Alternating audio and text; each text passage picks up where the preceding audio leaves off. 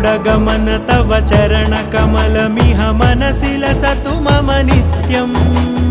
गरुडगमन तव चरणकमलमिह मनसि लसतु मम नित्यम् मनसि लसतु मम नित्यम् मम तापमपाकुरु देव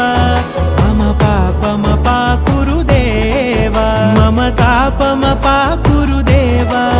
मम पापमपाकुरु देव